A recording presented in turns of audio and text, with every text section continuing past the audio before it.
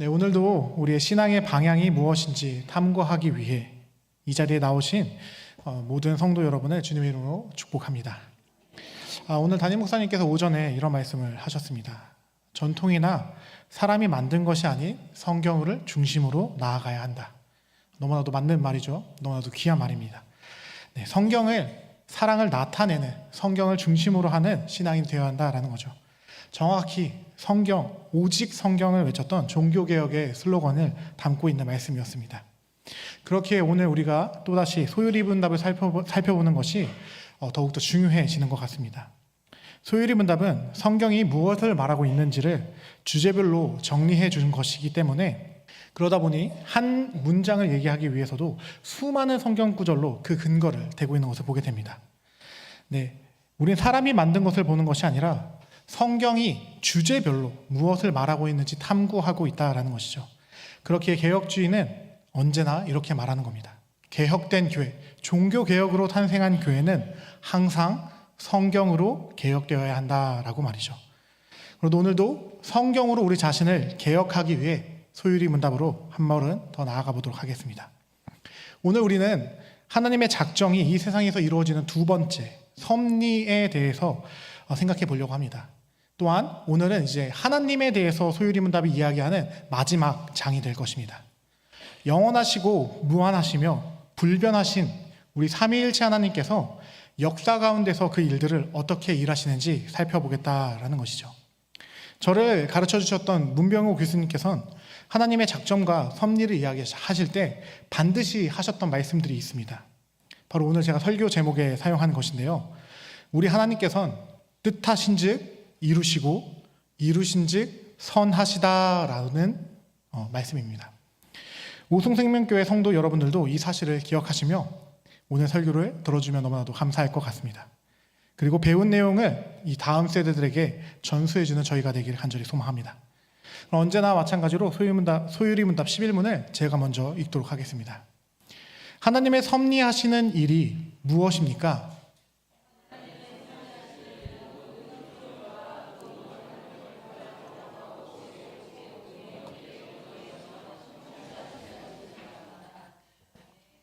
네, 소유리문답을 보게 되면 하나님의 섭리를 두 가지로 이야기하고 있는 것을 보게 됩니다. 첫째는 하나님께서는 이 세상을 보존하고 계시다, 즉 보존의 사역이고, 두 번째는 하나님께서 이 세상을 다스리신다, 바로 통치의 사역을 말하고 있습니다. 그리고 이 두 사역 모두 신자에게만 해당하는 것이 아니라 모든 피조물, 모든 활동에 미친다라는 것을 분명히 말하고 있죠. 여러분은 삼위일체 하나님께서 모든 피조물과 모든 활동을 거룩하고 지혜롭게 다스리고 계시다라는 사실을 믿으십니까? 네. 우리 하나님은 가장 거룩하고 지혜롭고 능력 있게 모든 세상을 하나도 빠짐없이 다스린다라고 분명히 성경은 말합니다.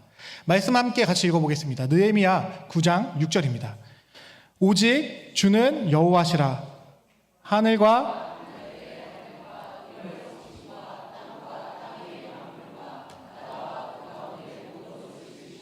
다 보존 모든 천군이 주께 경배하니이다. 아멘. 네, 우리는 구문과 신문을 통해 삼위일체 하나님께서 모든 것을 창조하셨다라는 사실을 분명히 같이 확인했습니다. 우리가 살아가는 온 우주에 삼위일체 하나님께서 창조하지 않은 것은 존재할 수 없습니다. 그리고 삼위 하나님께서는 그 창조하신 것을 무엇하고 있다라고 말하냐? 보존하고 있다라고 오늘 성경도 이야기하고 있다라는 겁니다. 느헤미야 9장은 분명히 말합니다. 다 보존하시오니.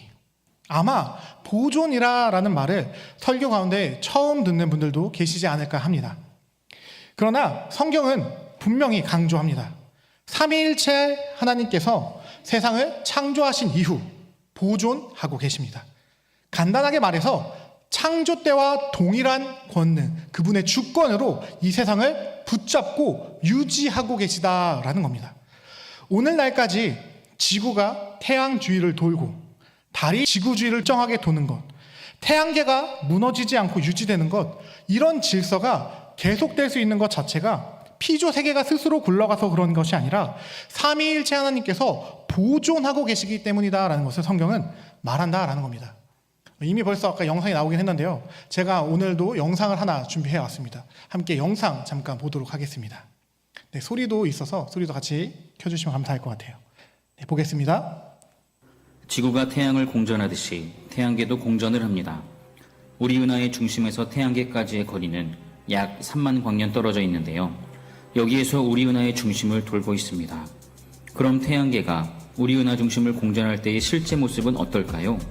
태양이 우리 은하 중심을 공전할 때 태양계 천체들은 태양을 공전합니다. 태양의 공전 속도는 초속 200km이고 약 2억 5천만 년에 한 번씩 우리 은하 중심을 돌고 있습니다. 태양의 나이가 약 50억 년이니 최소한 20번 이상 우리 은하 중심을 공전하고 있는 것입니다.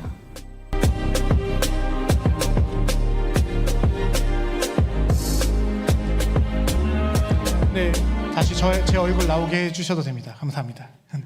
네, 간단한 영상이에요. 아마 아시는 분들은 아셨을 겁니다. 저는 근데 사실 이걸 볼 때마다 좀 놀랐습니다.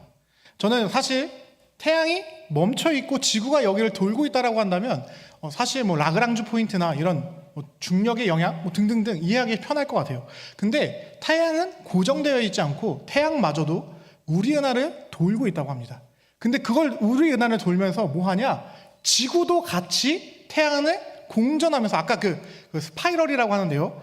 나선팔을 같이 돌아간다라는 거예요. 너무 놀랍지 않나요?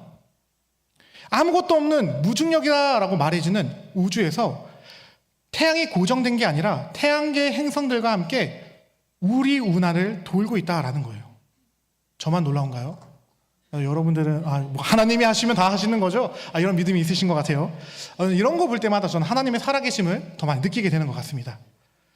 튕겨져 나갈 법도 한데 이렇게 돌다가 태양이 이렇게 도니 이렇게 튕겨 나가도 별 이상하지 않을 것 같은데 태양에 이끌려서 같이 간다라는 거예요.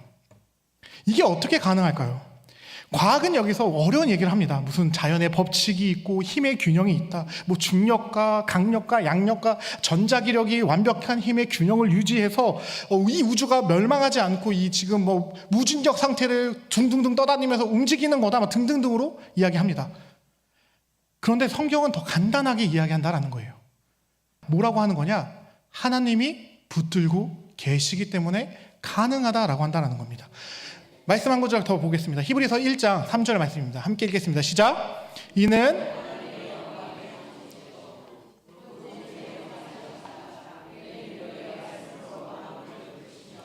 죄를 정결하게 하는 일을 하시고 높은 곳에서 아멘. 구약에서만 하나님이 보존하고 있다라고 말하지 않고 신약의 히브리서는 그것보다 더 강력하게 말하고 있습니다. 뭐라 하냐? 예수님께서 그 능력의 말씀으로 만물들을 붙들고 계시다라는 거예요. 성경이 말하고 싶은 핵심은 무엇이냐? 삼위일체 하나님께서 세우신 창조의 질서가 그분의 섭리, 보존하심으로 유지되고 있다라는 겁니다. 우리가 바라보는 태양이 뜨고 지고 달이 뜨고 지는 이 모든 것이 그냥 시간이 흘러가기 때문에 생기는 일이 아니라 하나님이 일거수일투족 하나하나를 다스리고 있기 때문에 가능하다라고 가르치고 있다라는 거예요. 너무나도 놀랍습니다. 하나님의 놀라운 손길, 섬세하신 손길이 보인다라는 겁니다. 그리고 히브리서는 단지 그리스도께서 그 세상을 그냥 멸망하지 않게, 무너지지 않게 붙잡고 있는 것에서 끝나지 않습니다. 뭐라고까지 얘기하냐? 그는 하나님의 보좌 우편에 앉으셔서 그 높은 곳에서 피조 세계를 통치하고 있다라는 이야기까지 하고 있다라는 거예요. 근데 하나님의 섭리란 단지 세상을 무너지지 않게 붙들고 계시는 정도의 일이 아니라 통치자로서 다스리는 일까지 하신다라는 겁니다.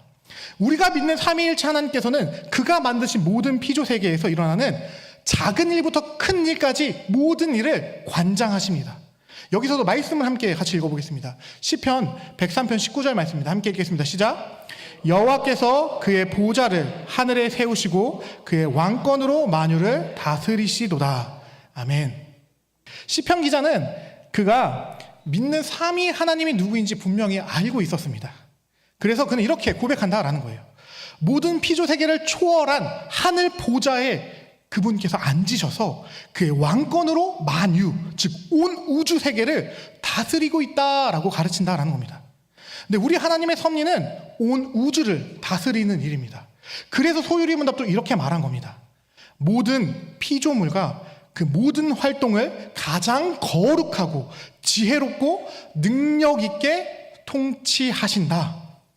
하나님은 신자들의 삶이나 교회 안에 갇혀 계신 분이 아니다라는 거예요. 온 세상을 다스릴 힘이 없는 분이 아니다라는 겁니다. 이에 대해서 우리 예수님께서도 말씀으로 직접적으로 가르쳐 주셨습니다. 마태복음 10장 29절에서 30절인데요. 함께 같이 읽어보겠습니다. 시작. 참새 2마리가 한 아사리온에 팔리지 아니하느냐. 그러나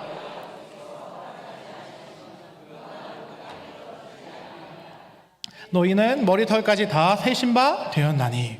아멘. 근데 이 말은 어떤 사도나 선지자, 어떤 신학자가 한 말이 아닙니다.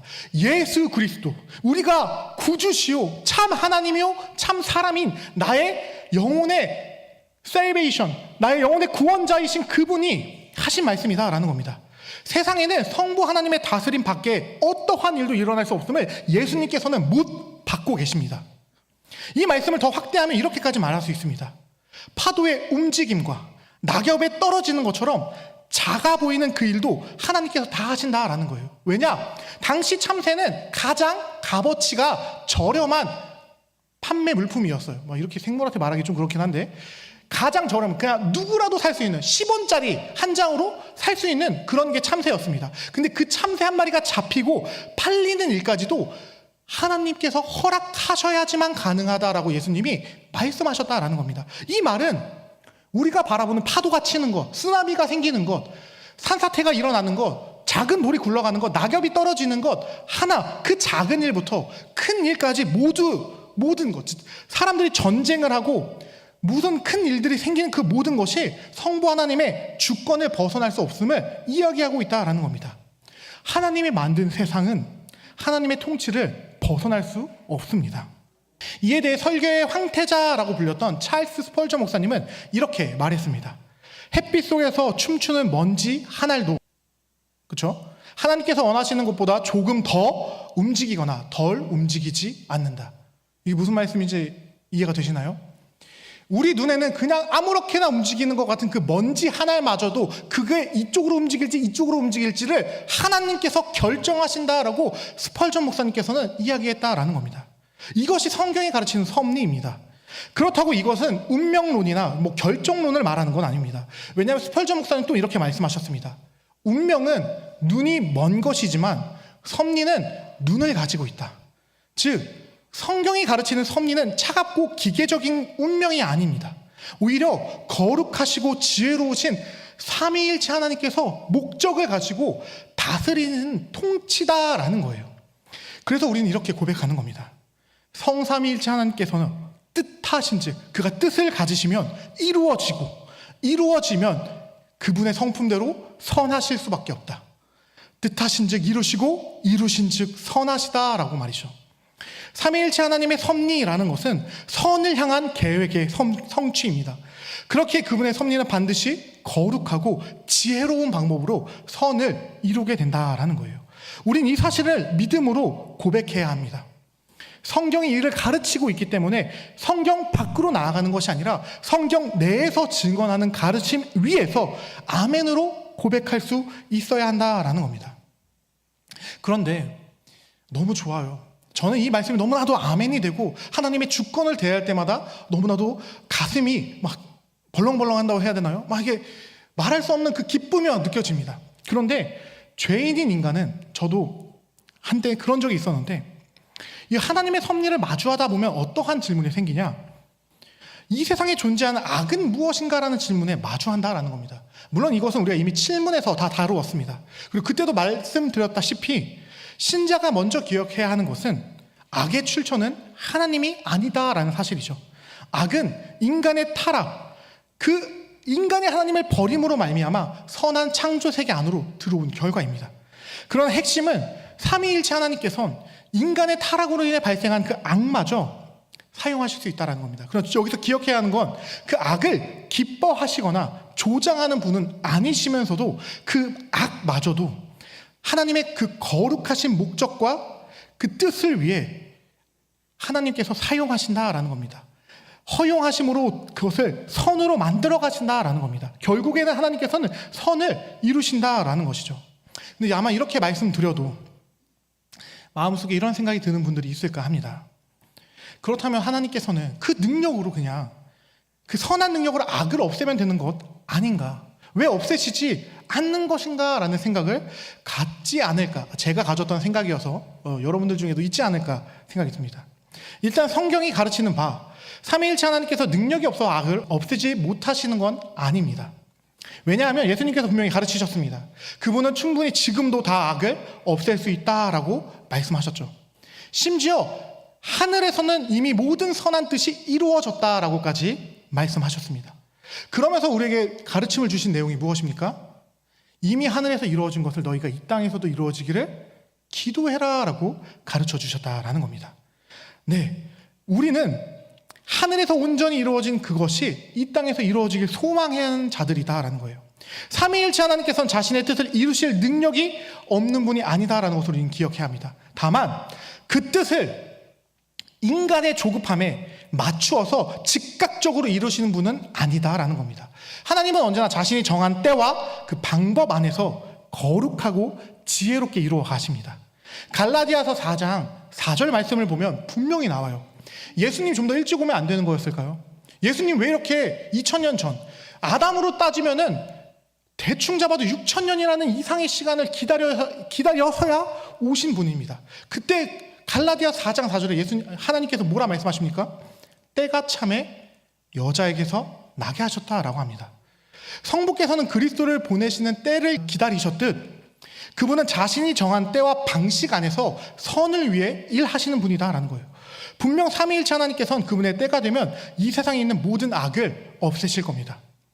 그러면 그때까지 성도들은 악에서 허덕이며 근근히 이겨내는 삶을 살아야 하는 것일까요? 아닙니다. 이 악 때문에 예수님께서 우리에게 주신 것이 있습니다. 무엇이냐? 바로 교회라는 겁니다. 성부 하나님께서 예수 그리스도를 보내시고 그를 통해 하나님 나라를 이미 임하게 하셨습니다. 그리고 이미 임한 하나님 나라를 통해 이 세상의 악함과 비참함을 제어하길 소망하신다라는 거예요. 저는 자주 말씀드렸습니다. 예수 그리스도께서 이미 오셔서 하신 일은 기적을 일으키신 것이 아니라 이미 임한 하나님 나라를 통해 이 땅의 악함과 비참함을 몰아내는 일을 보여주셨다라는 겁니다. 그래서 예수님이 가시는 곳마다 하나님 나라의 권세가 드러나 병든 자가 고침을 받고 귀신 들린 자가 자유를 얻고 죄인이 용서를 받으며 죽은 자가 다시 살아났다라는 겁니다. 이것들이 무엇입니까? 하나님 나라에 있을 수 없는 가치들이기 때문에 예수님께서 하나님 나라의 가치로서 그 죄의 결과를 정복해 나가셨다라는 것을 보여주고 있다라는 겁니다. 그리고 그 일을 복음서가 보여준다라는 것이죠. 예수 그리스도 안에서 죄와 사망과 비참함이 그 권세들이 밀려나기 시작했습니다. 이것이 예수님이 주구장창 얘기하시는 복음서 내내 말씀하시는 하나님 나라의 복음입니다. 그래서 주님께서 하늘로 승천하시며 제자들에게 무엇을 부탁하십니까? 교회를 세우고 이 땅에서 예수께서 하셨던 그 일, 악함과 비참함을 몰아내는 그 일을 예수 그리스도의 이름으로 하라라고 명하시는 것 아닙니까? 하나님의 섭리가 이젠 이 땅의 교회들을 통해 드러나야 한다라는 겁니다. 하늘에서 이미 다 이루어진 그 선한 뜻이 교회를 통하여 하나님 나라의 가치관인 정의와 공의가 드러나게 해야 한다라는 겁니다. 그래서 저는 교회를 하나님 나라의 모델 하우스다라고 말을 하는 겁니다. 이 악함과 비참함에 쩌들어 있는 지쳐 있는 사람들에게 참된 자유와 안식과 평안함을 보여주므로 악함과 비참함으로부터 벗어날 수 있게 해주는 공동체가 되어야 한다라는 것이죠. 그래서 우리의 선배들은 이 하나님의 섭리를 온전히 인정하면서 그 속에서 살아가는 성도들의 삶을 만인 제사장이 되어야 한다. 또 어떤 분은 비신자들이 바라볼 수 있는 성경책이 되어야 한다. 또 우리 담임 목사님과 같이 선교적 교회를 하시는 분들은 하나님의 선교에 동참하는 하나님의 백성이 되어야 한다라고 주장한다라는 겁니다. 우리 하나님이 힘이 없으셔서 악을 못 없애시는 게 아니다라는 겁니다. 또한 그분이 섭리하지 않기 때문에 세상에 악이 넘쳐나는 것도 아니다라는 거예요. 하나님이 원하시는 건 예수 그리스도로 인해 말할 수 없는 은혜를 누린 이들이 그 받은 은혜를 가지고 이 악한 세상 속에서 하나님 나라의 빛을 드러내길 원하신다라는 겁니다. 하나님의 섭리하심이 드러나길 원하신다라는 거예요. 이 땅에 교회가 존재하는 이유는 극단적으로 말하면 세상에 악함이 있기 때문이다라는 겁니다. 예수님께서 하나님 나라를 드러내셨듯 예수 그리스도의 몸된 교회가 이 악한 세상 가운데 하나님 나라를 보여줘야 한다라는 것이죠. 지금까지 이것이 우리가 악을 어떻게 대해야 하는지, 하나님의 섭리와 악을 어떻게 이해해야 되는지 교회론적으로 풀어본 내용입니다. 그렇다면 이제 이 질문을 좀 개인적으로 가져와 보고 싶습니다. 무슨 말이냐? 내 인생에 일어나는 아픈 일, 악한 일들은 과연 제가 하나님께 잘못을 했기 때문에 받은 벌일까요? 라는 질문이에요. 이제 논리 따라오는데 어렵지 않으시죠? 네. 갑자기 확 넘어간 것 같은 느낌 드시면 안 돼요. 네.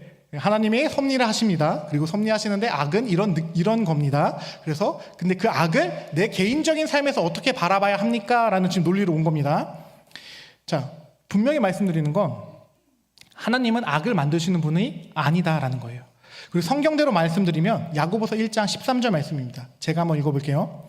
사람이 시험을 받을 때 내가 하나님께 시험을 받는다 하지 말지니 하나님은 악에게 시험을 받지도 아니하시고 친히 아무도 시험하지 아니하시느니라. 아멘. 이 말씀 야고보가 하고 싶은 말은 무엇이냐? 주일에 예배 도망치고 놀러가면 가다가 차 사고 날까요? 너무 질문이 이상했나요? 예배 안 드리고 그냥 우리 오늘 캠핑 가자 하고 캠핑 가면 하나님께서 감히 거룩한 예배를 빼고 이러면서 막 벌을 내리시냐라는 말이에요. 아닙니다. 그러지 않아요. 나쁜 일이 생길 수도 있죠. 근데 그게 하나님이 주시는 벌은 아니다라는 겁니다. 성부 하나님은 공로와 대가의 원리로 성도를 대하지 않습니다. 성도가 잘하면 복을 주시고 못하면 벌을 주는 하나님이 아니다라는 거예요. 그 내용을 정확하게 처음부터 끝까지 비판하는 성경이 뭐예요? 욥기잖아요. 욥기 하나님의 말씀을 마지막에 뭐라고 하십니까? 엘리야와 세 친구에게 나는 그렇게 한 적 없어. 너희가 뭔데 나를 판단해? 나는 욥이 잘못해서 벌을 내는 게 아니야 라고 말하잖아요. 예, 우리는 욥기를 하나님의 말씀으로 믿는다면 그것도 받아들여야 한다라는 겁니다. 물론 아버지시기 때문에 사랑하는 자녀를 징계하실 때는 있어요. 훈련시키실 때는 있습니다. 그러나 그 징계가 정죄가 아니라 사랑이다라는 겁니다. 생각해 봅시다. 공로와 대가의 원리다라고 한다면 12제자들의 인생이 너무나도 불쌍하지 않습니까? 그들보다 더 열심히 삼위 하나님을 위해 산 사람들이 있습니까? 그들뿐만 아니라 그들보다 앞선 세대의 선지자들은 어떻습니까? 누구보다 하나님을 위해 살았는데 그들의 삶의 마지막이 어땠습니까? 가장 비참한 삶을 살았어요. 그림 한번 보도록 하겠습니다. 네. 자, 일단 베드로 로마에서 십자가에 거꾸로 못 박혀 죽어요. 안드레는 전도하다가 십자가에 X자로 못 박혀 죽고요. 여태까지는 그나마 십자가에 달려서 죽는 거죠. 그 다음에 야고보는 참수당해서 죽는 거 성경에 나와 있고, 사도 요한은 기름에 튀겨졌다가 죽지 않으니까 반모섬에 유배되어서 한 90 넘겨서 죽고, 빌립은 전도하는 중에 십자가에 못 박혀서 죽고, 바돌로메는 아르메니아에서 전도하다가 가죽이 벗김을 당하고 산채로 가죽이 벗겨져요. 그 다음에 고문받고 순교당해요. 도마는 인도 가서 전도하다가 창에 찔려 죽었대요. 마태는 에티오피아에서 전도하다가 또 창에 찔러 죽고, 야고보는 예루살렘의 성전 꼭대기에서 밀어떨어서 떨어뜨린 다음에 돌을 던져서 죽였대요. 웃으면 안 되는데 사람을 저렇게 죽이기도 하네요. 시몬은 또 어떻게 죽어요? 톱으로 켜서 죽였대요. 다데오는 몽둥이로 맞아서 죽고, 마띠아는 그냥 마지막에 제비 뽑혀서 사도 됐을 뿐인데 열심히 복음 전하다가 돌 맞아 죽은 다음에 그 죽은 시체의 목을 잘랐대요. 이게 예수님의 12제자의 마지막이에요. 물론 다 전승입니다. 진짜인지 가짜인지는 몰라요. 근데 어쨌든 교회사에 내려오는 전승에 의하면 예수님의 12제자의 마지막이에요. 하나님 나라에 전 솔직히 말해서 제가 아무리 열심히 해도 베드로 사도의 발톱의 때만큼은 할까라는 생각을 합니다. 우리보다 그들은 자신의 생명 아끼지 않고 예수님의 복음을 위해 살았습니다. 근데 그들 마지막 어땠습니까? 만약에 공로로 대우한다라고 하면 하나님 어떻게 그럴 수 있어요? 12대자가 뭐 잘못한 거 있습니까? 예수 좋아서 예수 복음을 한 명이라도 더 전달하겠다고 인도까지 넘어가고 아르메니아까지 가고 복음 들고 산 넘었는데 그들의 마지막은 뭐예요? 다 죽음이었어요. 초대교회는 달랐습니까? 로마에 10대 박해 동안 죽어나간 사람이 수십만 명이래요. 그들이 뭘 잘못한 겁니까? 예수 하나 믿은 것밖에 없어요. 예수 믿는다고 잘 되는 거 아니고 예수 믿다가 교회 한번 빠졌다고 벌 받는 거 아니다라는 겁니다. 왜냐하면 사실 제가 말하고 싶었던 건 뭐 이런 엄청 극적인 얘기를 하고 싶었던 게 아니라 제가 드리고 싶었던 건 뭐냐면 우리에게 공로로서 하나님께서 대우하지 않는 가장 큰 이유가 뭐냐면 이미 우리의 모든 죄를 누가 해결하셨어요? 예수님께서 십자가에서 해결하셨다라는 겁니다. 우리의 과거, 현재, 미래의 모든 죄가 예수의 십자가에서 이미 해결됐습니다. 그렇기 때문에 내가 하나님 앞에서 해결해야 되는 죄가 없다라는 거예요. 물론 우리가 살아가다 보면 실제로 짓는 죄들은 있습니다. 그러나 그 모든 죄마저 이미 그리스도의 십자가가 해결했다라는 것을 성경이 가르치고 있다라는 겁니다. 어디서 가르치냐? 앞에 나왔네요. 로마서 8장 1절, 히브리서 10장 10에서 14절, 골로새서 2장 13절에서 14절, 요한에서 1장 7에서 9절. 이것뿐만 아니라 더 많아요. 다 담을 수가 없어서 이 정도만 가져온 건데 우리가 이미 죄가 다 해결됐다라고 말하는 성경 구절이 넘치고 넘친다라는 겁니다. 물론 저는 구원파처럼 구원받았으니까 대충 삽시다 이런 얘기를 드리는 게 아니에요. 은혜 받은 걸 깨달으라는 겁니다. 공로로 신앙생활 하려고 하지 말라라는 거예요. 여러분이 새벽 예배를 나오든 수요 예배를 나오든 주일 오후 예배를 앉아있든 하나님이 그거 세시면서 역시 김초로 훌륭하고만 새벽 예배 한 번도 안 빠지고 이러고 안 있는다고요. 그거 위에 뭐가 있냐면 역시 내 아들의 피가 철호를 덮고 있구나를 본다고요. 우리가 아무리 뭘 해도 하나님 앞에서 공로를 조금도 쌓을 수 없습니다. 그것 때문에 목숨 걸고 싸웠던 게 종교개혁이에요. 나에게 어떠한 선함도 없다. 오직 예수의 은혜만이 내 인생의 답입니다. 를 주장하고 싸웠던 게 종교개혁이다라는 겁니다. 그렇기 때문에 여러분의 인생에 나타나는 이 앞에 있는 그 일들 때문에 일희일비하며 하나님이 나한테 화를 내시나? 이런 생각하지 않길 바랍니다. 이미 여러분을 위해서 예수께서 그 모든 거 다 해결하셨습니다. 그 은혜를 누리시길 간절히 소망합니다. 그 십자가가 우리를 구원하는 겁니다. 이제 말씀을 맺으려고 합니다. 섭리를 얘기하다가 참 많은 얘기들을 지나갔는데 다시 섭리 얘기를 하기 위해서 제가 최근에 경험했었던 이야기를 하면서 오늘 설교를 마치려고 합니다. 저희 부부가 최근에 한 부부를 만났습니다. 친한 지인이었는데 그 부부도 예수를 믿는 크리스천이었어요. 근데 그 부부와 대화를 하다 보니 어찌저찌 하나님의 주권과 섭리에 대한 대화를 이어가게 됐습니다. 근데 그 남편분이 갑자기 이런 주제를 던지는 거예요. 자기는 하나님이 어린 아이들을 죽이시는 걸 이렇게 표현하면 안 되는데 그렇게 얘기한 게 아닌데 어린 아이들의 죽음을 볼 때마다 하나님의 섭리를 이제 대하는 게 너무 어렵다 이렇게 얘기했어요. 그렇죠? 누구나 다 어려울 거예요. 하나님이 세상을 섭리한다면 어떻게 어린아이들의 죽음과 같은 아픈 일이 일어날 수 있냐가 그 남편분의 정확한 질문이었습니다. 저는 그 남편분에게 목회자이기 때문에 빠꾸 없이 직설적으로 얘기했어요. 하나님은 그럼에도 악하지 않으시다. 하나님은 선하시다. 그리고 그런 일조차 하나님의 섭리 밖에 있다라고 우리는 말해서는 안 된다라고 말이에요.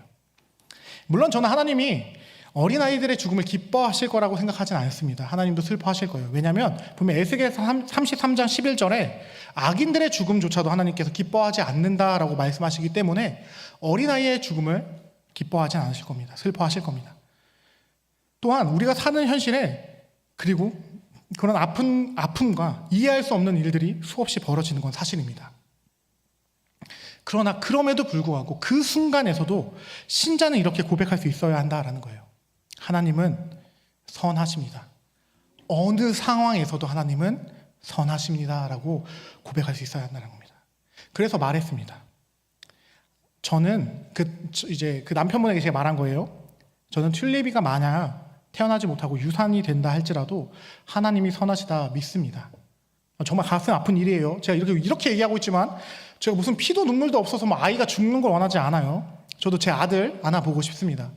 누구보다도 기대하고 있어요. 벌써 이름까지 지어놨습니다. 저희 둘째에 하나 예수님을 잘 따라가기를 바라는 마음으로 이름까지 지어놨는데, 그러나 설령 만나지 못하고 헤어질지라도 그것마저 삼위일체 하나님의 섭리 밖에서 일어난 일이 아니기에 저는 그 이유를 알 수는 없을지라도 그분의 선하신 뜻 안에서 이 일이 진행되고 있다라고 믿는다라는 겁니다.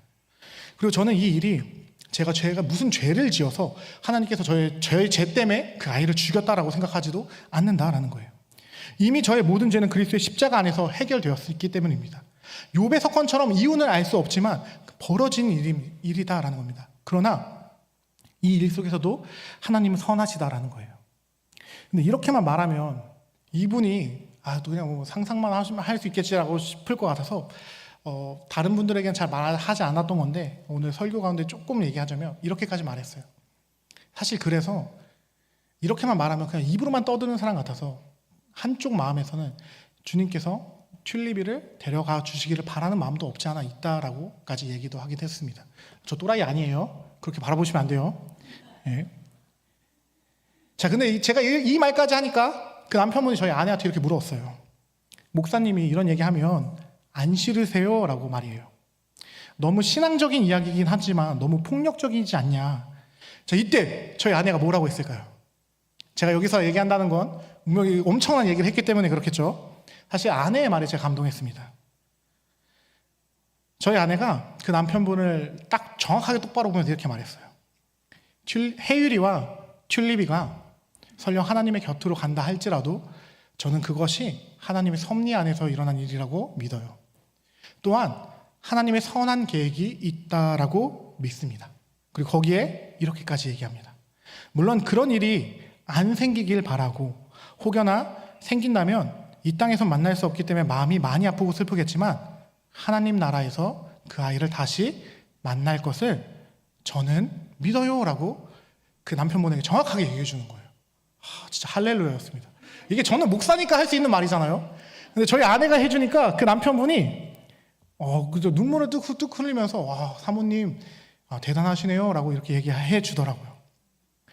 저는 이 말이 단지 경험하지 않았기 때문에 그냥 못 모르는 젊은 목사가 하는 말이라고 여러분이 생각하지 않아 주시길 바랍니다. 저와 저희 아내는 어떤 순간이 와도 선하신 하나님의 다스림을 믿기 원하는 사람이다라는 거예요.